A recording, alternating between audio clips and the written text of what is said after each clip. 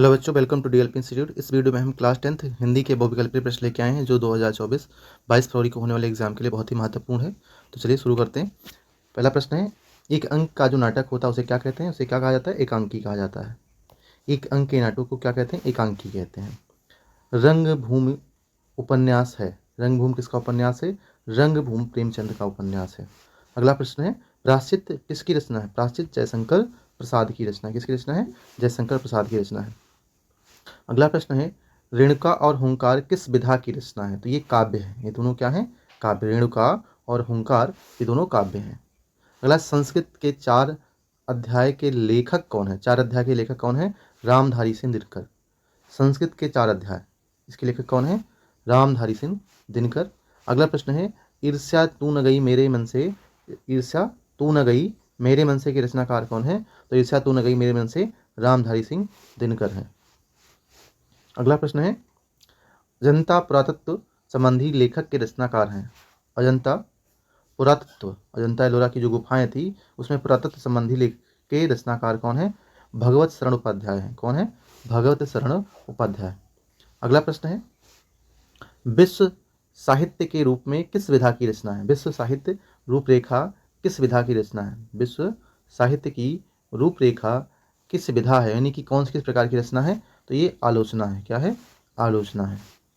अगला है, घुमक्कड़ शास्त्र।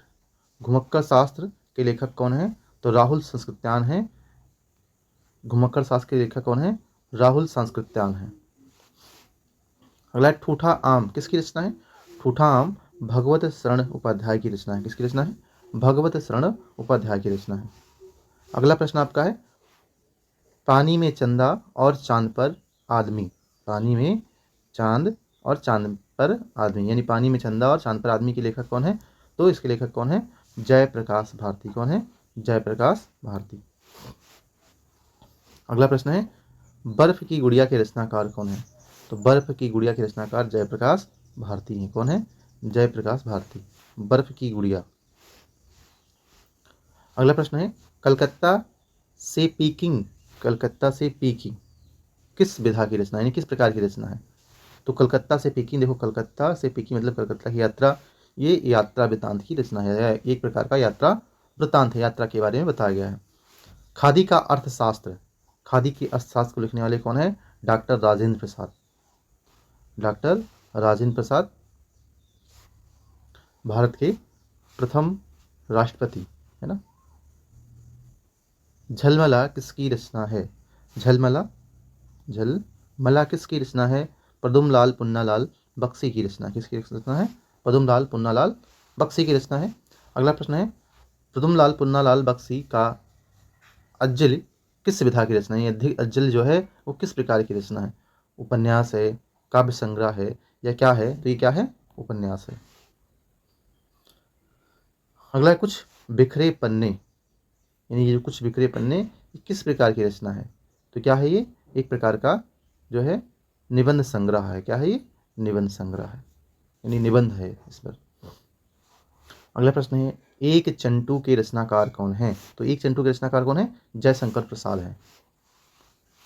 नेक्स्ट प्रश्न है आपका, निम्नलिखित में कौन सा नाटक जयशंकर प्रसाद का है? तो ध्रुव स्वामिनी। कौन सा है? ध्रुव स्वामिनी के रचनाकार कौन है? जयशंकर प्रसाद है। निम्नलिखित में से पूछा गया इसमें से कौन सा नाटक जो है नाटककार शुक्ल युग का है? तो इसमें शुक्ल युग के कौन है? हरिकृष्ण प्रेमी, ये शुक्ल युग के रचनाकार हैं, नाटककार हैं। अगला प्रश्न पूछा गया है, इसमें से कौन से उपन्यासकार शुक्ल युग के हैं? तो उसमें नाटककार बताना था, इसमें आपको उपन्यास बताना है। तो प्रेमचंद जो है उपन्यासकार, बहुत प्रसिद्ध प्रेमचंद जो है, ये जो है बहुत प्रसिद्ध उपन्यासकार प्रेमचंद हैं।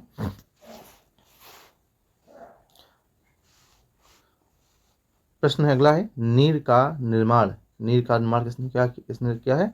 हरिवंश राय बच्चन ने, है ना। नीर का निर्माण फिर अगला है, झूठ सच किस विधा की रचना है, यानी झूठ सच किस प्रकार की रचना है? ये नाटक है, उपन्यास है। क्या है? उपन्यास है।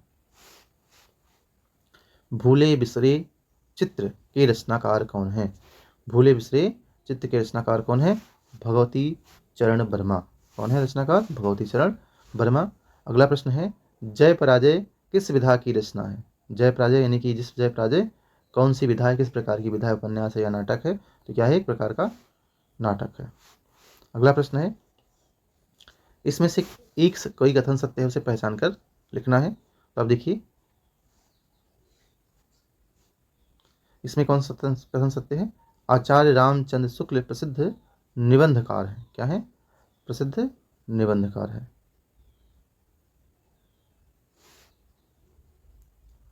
अगला प्रश्न है कलम का सिपाही की रचना किसने की है। कलम की सिपाही की रचना किसने की है, तो अमृत राय ने की है। किसने की है, अमृत राय ने। अगला प्रश्न है धर्मयुग्म का संपादक कौन है। तो धर्मयुग धर्मवीर भारती। धर्मयुग किसके संपादक कौन है, धर्मवीर भारती हैं। महादेवी वर्मा द्वारा रचित कौन सा निबंध है ना। तो देखिए रेती के फल, क्षणदा, हंस या उर्वशी। तो जो है महादेवी वर्मा द्वारा रचित क्षणदा एक प्रकार का निबंध है। मुंशी प्रेमचंद द्वारा संपादित कौन सी पत्रिका है, मर्यादा और हंस। मर्यादा और हंस। अंजलि काव्य के रचयिता हैं। अंजलि काव्य के रचयिता कौन है, राजकुमार वर्मा। अगला प्रश्न आपका है हिंदी गद्य के प्राचीनतम प्रयोग किस भाषा में मिलते हैं। हिंदी गद्य का प्राचीनतम प्रयोग किस भाषा में मिलती है। तो आपको पता है राजस्थानी और ब्रज भाषा, यानी राजस्थानी और ब्रज भाषा होगी। छायावादी युग के प्रमुख लेखक कौन है, तो राजकुमार वर्मा छायावादी युग के प्रमुख लेखक है। इसमें से जो ऑप्शन दिया गया है। अगला है गुलाब राय द्वारा रचित आत्मकथा कौन सी है। तो गुलाब राय द्वारा रचित मेरी असफलताएं। गुलाब राय है ना, गुलाब राय। एक कोई सत्य कथन पहचानना है। तो देखिएगा क्या है, उर्वशी रामधारी दिनकर की उपन्यास है। उर्वशी किसका उपन्यास है, रामधारी सिंह दिनकर का। अजात शत्रु किसकी विधा है, तो कौन कौन सी विधा है, किस प्रकार की विधा पूछा गया है। तो अजातशत्रु एक प्रकार का नाटक है। तितली उपन्यास, तितली उपन्यास की रचयिता कौन है, यानी तितली उपन्यास को किसने लिखा है, जयशंकर प्रसाद ने लिखा है। किसने लिखा है, जयशंकर प्रसाद ने। सूरज का सातवां घोड़ा किस प्रकार की विधा है। सूरज का सातवां घोड़ा उपन्यास है। क्या है, उपन्यास है। परीक्षा गुरु के लेखक कौन है, परीक्षा गुरु के लेखक कौन है, लाल निवास दास, लाल श्रीनिवास दास। अगला प्रश्न भारत की दुर्दशा, भारतेंदु हरिश्चंद्र, आपके सिलेबस में ही। अगला है निम्नलिखित कथनों में से कोई कथन सत्य है, उसे पहचान कर लिखना है। देखिएगा विचार विधि आचार्य रामचंद्र शुक्ल का इतिहास है। कौन सा आंसर सही होगा, गलत है ये। कुरुक्षेत्र रामधारी सिंह दिनकर, कुरुक्षेत्र जो है रामधारी सिंह दिनकर का काव्य ग्रंथ है, ये सही है। अगला प्रश्न है निम्नलिखित कथनों में से कोई एक कथन सही है, पहचानना है आपको। तो कौन सा कथन सत्य है इसमें, जैनेन्द्र एक उपन्यासकार है। कौन है, एक उपन्यासकार है। गोदान प्रेमचंद की क्या है, ध्यान रखिएगा, ये भी प्रश्न इंपॉर्टेंट है। गोदान प्रेमचंद की रचना है, लेकिन ये उपन्यास है ना। अगला प्रश्न है कोई एक सही कथन है, उसे पहचानिए। तो क्या है, शेखर एक जीवनी, शेखर एक जीवनी अज्ञेय की रचना है। किसकी रचना है, अज्ञेय की रचना है। एक कथन सत्य है, पहचानना है आपको। रामवृक्ष बेनीपुरी सरस्वती पत्रिका के संपादक हैं। रामवृक्ष बेनीपुरी क्या है, सरस्वती पत्रिका के संपादक है। मुंशी प्रेमचंद क्या है, उपन्यासकार, प्रसिद्ध उपन्यासकार है। प्रश्न है निम्नलिखित कथनों में से कोई कथन सत्य है, पहचान कर लिखना है आपको। तो जयशंकर प्रसाद आलोचक के रूप में प्रसिद्ध है। किस रूप में प्रसिद्ध है, आलोचक के रूप में प्रसिद्ध है। अगले में भी सत्य बता देखना है आपको। हजारी प्रसाद द्विवेदी किस रूप में प्रसिद्ध है, निबंधकार के रूप में, है ना। जैसे जो मुंशी प्रेमचंद उपन्यासकार, उसी प्रकार से हजारी प्रसाद द्विवेदी जो है निबंधकार के रूप में प्रसिद्ध है। अगला प्रश्न है आपको बताना है जैनेन्द्र कुमार मुख्यतः क्या है, नाटककार है। वैसे बहुत सारी रचनाएं मिलती हैं, लेकिन ये मुख्यतः इनकी कौन किस प्रकार के कवि हैं, मुख्यतः नाटककार हैं। एक कथन सत्य है पहचाना इसमें भी आपको, तो क्या है, तीर्थ सलिल के लेखक पदमलाल पुन्नालाल बख्शी हैं। तीर्थ सलिल के लेखक कौन है?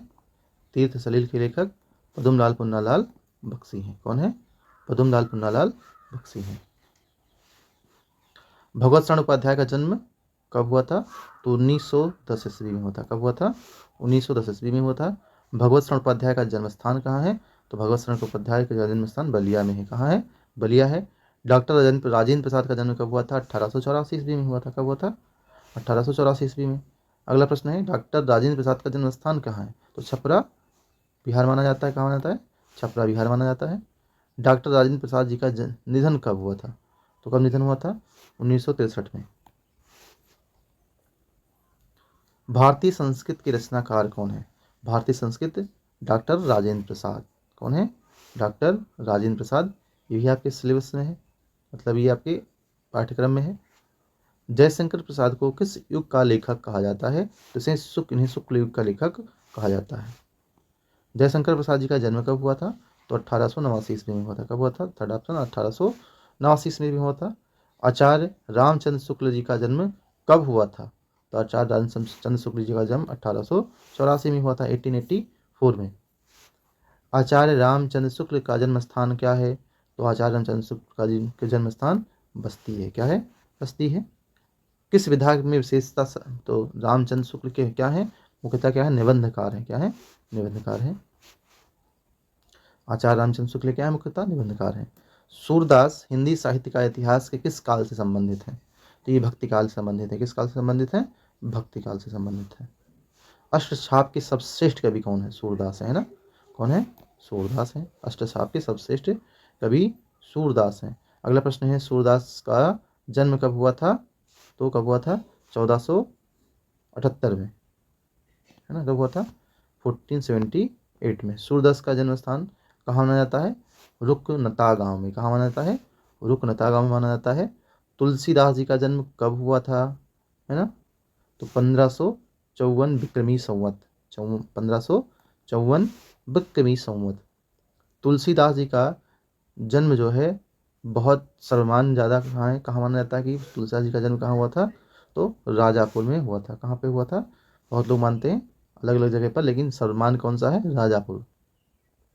अगला प्रश्न है, भक्ति काल में तुलसीदास भक्ति काल के किस शाखा के कवि थे? तो आप जानते हो ये राम भक्ति शाखा के कवि थे। किस भक्ति शाखा के? राम भक्ति शाखा के। यानी रामचरितमानस की रचना की है। तुलसीदास ने रामचरितमानस की रचना किस भाषा में की है? इंपॉर्टेंट प्रश्न है। उन्हें अवधी भाषा में की है। किस भाषा में? अवधी भाषा में की है। बिहारी का जन्म कब हुआ था? बिहारी का जन्म कब हुआ था? 1603 में। कब हुआ था? 1603 में। बिहारी का जन्म स्थान क्या है? तो बसुआ गोविंदपुर है। क्या है? बसुआ गोविंदपुर। महादेवी जन्मा जो वर्मा है, उनका जन्मकाल क्या है? तो 1907 है। क्या है? 1907। महादेवी वर्मा का जन्म स्थान क्या है? तो फर्रुखाबाद में जन्म हुआ था इनका। कहाँ हुआ था? महादेवी वर्मा फर्रुखाबाद। और महादेवी वर्मा का निधन कब हुआ? तो 1987 में, 1987 में। यमा किसकी रचना है? तो यमा महादेवी वर्मा की रचना है। रामचंद्रिका के लेखक कौन है? तो रामचंद्रिका के लेखक कौन है? केशवदास है, तुलसीदास नहीं। ध्यान रखिएगा, इसमें आप लोग कंफ्यूज हो जाते हैं। केशवदास है। अगला है, जगन्नाथ दास रत्नाकर द्वारा रचित कौन सी रचना है? तो उद्धव शतक। उद्धव शतक के रचनाकार कौन है? जगन्नाथ दास है। गंगा अवतरण के रचनाकार करने वाले कवि का नाम क्या है? तो जगन्नाथ दास है। इनके रचनाकार कौन है? जगन्नाथ दास है। श्री कृष्ण गीतावली के रचयिता कौन है? श्री कृष्ण गीतावली के रचयिता कौन है? तुलसीदास है। कौन है? तुलसीदास। आंसू के रचनाकार कौन है? तो आंसू के रचनाकार कौन है? जयशंकर प्रसाद। कौन है? जयशंकर प्रसाद। अखरावट की रचना कौन है? मलिक मोहम्मद जायसी। अखरावट की रचना कौन का है? मलिक मोहम्मद जायसी। भक्ति काल की रचना है, इसमें से कौन सी भक्ति काल की रचना है? विनय पत्रिका। अगला प्रश्न है, खुमार रासों की रचना कौन है? किसने की है? दलपति विजय ने की है। किसने की है? दलपति विजय ने। प्रश्न इंपॉर्टेंट है। खुमार रासों की रचना कौन है? किसने की है? दलपति विजय। मैथिली शरणगुप्त की रचना कौन सी है? भारत भारती। कौन सी रचना है? मैथिली शरण गुप्त की रचना कौन सी है? भारत भारती। अष्टछात्र के कवि नहीं है, तो अष्टछात्र के कवि कौन है? कौन नहीं है? भिखारी दास नहीं है। और प्रमुख कवि कौन से हैं? सूरदास है। अगला, प्रयोगवादी कवि कौन से हैं? तो प्रयोगवादी कवि कौन से हैं? गिरजा कुमार माथुर। कौन है? गिरजा कुमार माथुर। अर्धनारीश्वर की रचयिता कौन है? रामधारी सिंह दिनकर। कौन है? अगला प्रश्न है, रंग में भंग किसने लिखा है? तो रंग में भंग मैथिली शरण गुप्त ने लिखा है। ये आपका इंपॉर्टेंट हिंदी के प्रश्न थे, इन्हें आप तैयार कर लीजिएगा। इसमें बहुत सारे प्रश्न हैं जो आपके बोर्ड एग्जाम में आपको मिलेंगे। वीडियो अच्छा लगे तो लाइक शेयर कमेंट जरूर करें और